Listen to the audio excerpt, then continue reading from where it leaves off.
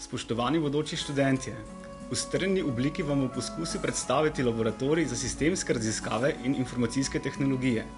Raziskovalno delo, ki poteka v laboratoriju za sistemske raziskave in informacijske tehnologije, je osredotočeno na področje informatike.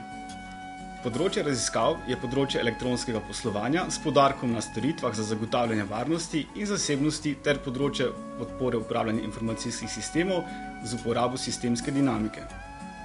Ne dvomim, da ste že spoznani z najmanj enim sistemom za zaščito zasebnosti. Na primer, sistem za zaščito pred nezaželeno pošto pri vašem priljubljenem ponudniku elektronske pošte. Poenostavljeno povedano se podobni varnostni sistemi uporabljajo za zaščito zasebnosti skorajda vse povsod, ne le v računalnikih, ampak tudi pametnih karticah in vezih RFID. To so veze za identifikacijo podobno kot črtne kode. Le-ta bodo v prihodnjih letih občutneje zapolnila naš vsakdan. Sekundarno področje raziskav je usmerjeno na človeški dejavnik in vključuje modeliranje tega za potrebe učinkovitega upravljanja informacijskih sistemov.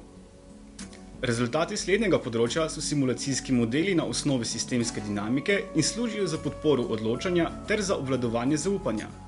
Rešitve tega področja so multidisciplinarne narave in se naslanjajo tudi na druga znanstvena področja, kot je na primer psihologija. Rezultati raziskav laboratorija za sistemske raziskave in informacijske tehnologije so objavljeni v uglednih mednarodnih revijah, na primer revijah založb Elsevier in IEEE. Imamo tudi monografije pri najuglednejših mednarodnih založbah, kot je Springer. Mednarodno sodelovanje laboratorija se intenzivno razvija. Trenutno sodelujemo na področju obvladovanja zaupanja in digitalne forenzike z renomiranim norveškim računskim centrom NR. Sodelujemo v projektu Cast Econotel, člani laboratorija pa so vključeni v druge pomembne mednarodne organizacije, na primer svetovalec v organizaciji NATO.